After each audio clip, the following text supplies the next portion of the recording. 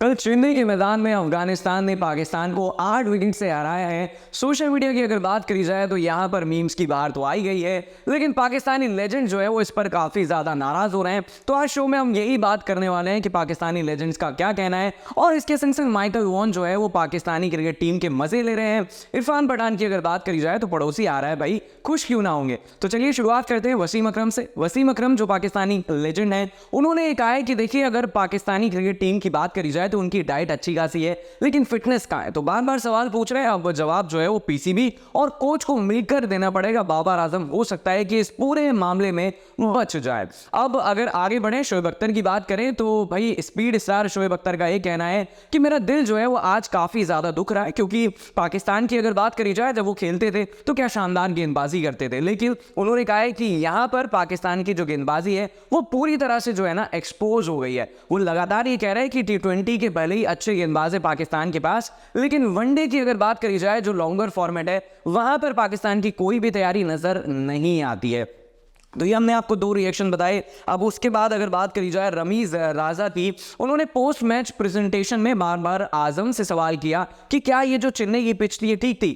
मतलब उन्हें ऐसा लग रहा था कि चेन्नई की पिच में खराबी है, और कहीं ना कहीं अभी समझना पड़ेगा पाकिस्तान को कि जो माइंडसेट में खराबी है, यहीं से मुश्किलें जो है ना वो शुरू हो रही हैं। अब अगर बात करी जाए इरफान पठान की, जो काफ़ी ज़्यादा खुश नजर आते हैं जब भी पाकिस्तान हारता है। कल वो इंटरव्यू कर रहे थे जिस चैनल के लिए वो काम कर रहे हैं, स्टार स्पोर्ट्स के लिए, तो बीच इंटरव्यू छोड़कर जो है ना वो राशिद खान के साथ डांस करने के लिए चले जाते हैं। और उन्होंने पोस्ट मैच प्रेजेंटेशन यानी कि जो इंटरव्यू होता है उसमें भी ये कहा था कि मैं जो है ना वादा करके आया था राशिद खान से, अगर अफगानिस्तान जीतेगी, पाकिस्तान को हराएगी तो मैं डांस करूंगा। अब अगर बात करी जाए गौतम गंभीर की, तो उन्होंने अफगानिस्तान को लेकर कहा है कि no longer underdogs, this is their yard now. अब अगर बात करी जाए माइकल वॉन की, तो माइकल वॉन ने फिर एक बार जो है वो चुटकी ली और कहा है कि दिल दिल पाकिस्तान, शायद नई वजह इसीलिए चेन्नई में अच्छा नहीं खेली है पाकिस्तान।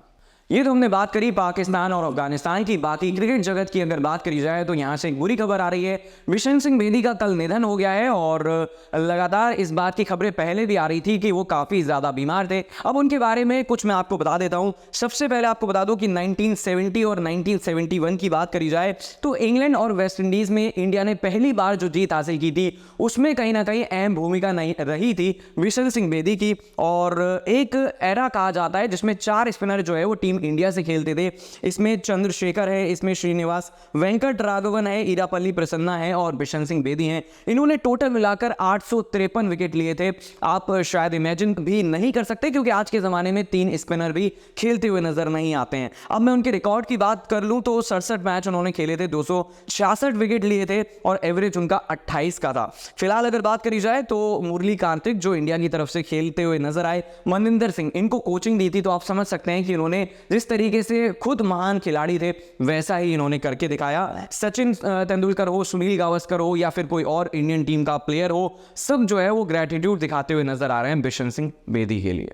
चलिए बात करते हैं हार्दिक पांड्या की, क्योंकि ये स्टार ऑलराउंडर है और टीम इंडिया के लिए कितने ज़्यादा इंपॉर्टेंट है। आप समझ सकते होंगे कि बॉलिंग भी करते हैं, बैटिंग भी करते हैं और फील्डिंग उनकी शानदार है। अगर न्यूजीलैंड के मैच की बात करी जाए तो यहाँ पर कुलदीप यादव की पिटाई हो रही थी और रोहित शर्मा के पास कोई और ऑप्शन नहीं था। यही एक वजह थी कि न्यूजीलैंड जो है वो इतने रन बना पाया था। अब उनकी इंजरी को लेकर एक बड़ी अपडेट आ रही है और BCCI का ऐसा कहना है एज पर रिपोर्ट्स कि अब उन्हें जो है वो कोई प्रॉब्लम नहीं है। छोटी सी मोच आई थी और इंग्लैंड के खिलाफ जो 29 तारीख को मैच होगा यहां पर जो है वो हार्दिक पांड्या खेलते हुए नजर आएंगे। यानी इसका सीधा सीधा इशारा यह है कि टीम इंडिया के जो प्लेइंग 11 है वो और ज्यादा स्ट्रांग होने वाली है, क्योंकि जब भी जिसको मौका मिल रहा है वो काफी अच्छा परफॉर्मेंस करता हुआ नजर आ रहा है। और एक अच्छी बात और है कि अब तक जितने भी मैन ऑफ द मैच दिए गए हैं उसमें विराट कोहली हो, मोहम्मद शमी हो, KL राहुल हो, रोहित शर्मा हो, सभी ने अपना पार्ट जो है वो पूरी तरह से करके दिखाया है। तो अब कहीं ना कहीं इंडियन फैंस को उम्मीद है कि इंग्लैंड के खिलाफ लखनऊ के अंदर मैन ऑफ द मैच जो है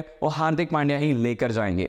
साल 2023 की वर्ल्ड कप की अगर बात करी जाए तो देखिए विराट कोहली का परफॉर्मेंस बहुत ही ज़्यादा शानदार है। और अगर पॉइंट्स टेबल पर नजर डालें लीडिंग रन स्कोरर की, तो इसमें भी विराट कोहली नंबर 1 पर आते हैं। अब मैं आपको बता दूं कि 354 रन उन्होंने बनाए हैं और दूसरे नंबर पर आते हैं रोहित शर्मा जिन्होंने 311 रन बनाए हैं। मोहम्मद रिजवान की अगर बात करी जाए तो 302 रन बनाए हैं और इसके बाद नंबर आता है सचिन रविंद्र का जिन्होंने बनाए हैं 290 रन। डैरिल मिचेल ने बनाए 268 रन। अब इस लिस्ट में अगर आप देख रहे होंगे तो शायद आपको कोई भी इंग्लैंड का प्लेयर नजर नहीं आ रहा होगा, और इसकी मेन वजह यह है कि बैटिंग हो या फिर बॉलिंग या फिर फील्डिंग, कहीं भी इंग्लैंड का परफॉर्मेंस जो है वो अच्छा होता हुआ नजर नहीं आ रहा है। चलिए अब जान लेते हैं इंग्लैंड के बारे में कि उसने कौन कौन से मैच खेले हैं और किन मैचों में उसे जीत हासिल हुई है। वैसे तो एक ही मैच इंग्लैंड ने जीता है, उसकी बात कर लेते हैं। तो इंग्लैंड ने सबसे पहले न्यूजीलैंड से मैच खेला, 9 विकेट से ये मैच जो है वो जीता न्यूजीलैंड ने।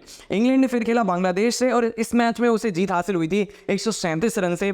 अगला मैच अफगानिस्तान से था, उम्मीद ये की जा रही थी कि इंग्लैंड जीत लेगी, लेकिन 69 रन से जो है ना ये मैच हार जाता है इंग्लैंड।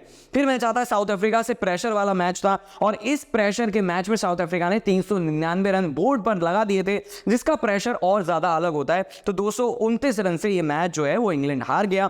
अब इंडिया की अगर बात करी जाए, क्योंकि अगला मैच 29 तारीख को इंडिया से होने वाला है, तो ये जान लेते हैं कि इंडिया ने किस तरीके से मैचेस अपने जीते हैं। ऑस्ट्रेलिया के खिलाफ पहला मैच था, 6 विकेट से जीता। अफगानिस्तान से दूसरा मैच था, 8 विकेट से जीता। पाकिस्तान से तीसरा मैच था, 7 विकेट से जीता। फिर बांग्लादेश से मैच था, 7 विकेट से जीता।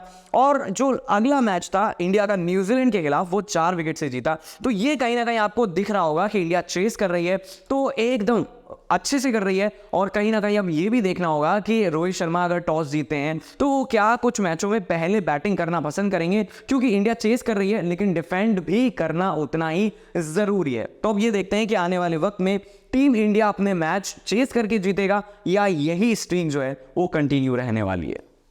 टीम इंडिया की अगर बात करी जाए तो देखिए विनिंग स्ट्रीक कंटिन्यू है और इसी को देखते हुए बीसीसीआई ने रोहित शर्मा से कहा है, बाकी खिलाड़ियों से कहा है कि आप धर्मशाला में ही रहिए और 2 दिन जो है वो चिल करिए। तो कहीं ना कहीं अब ये नजर आ रहा है कि जो राहुल द्रविड़ फैसला लेते हैं वो टीम इंडिया के लिए एकदम मिठास टच साबित होता है। और अब ये देखना होगा कि क्या ये विनिंग स्ट्रीक ऐसे ही कंटिन्यू रहेगी, इंडिया अपना सेमीफाइनल का स्पॉट कितनी जल्दी जो है वो रिजर्व करता है और फाइनल में पहुंचकर ये ट्रॉफी घर लेकर आता है। आज के लिए इतना ही, बाकी आप अगर कुछ कहना चाहते हैं तो कमेंट करके बता सकते हैं।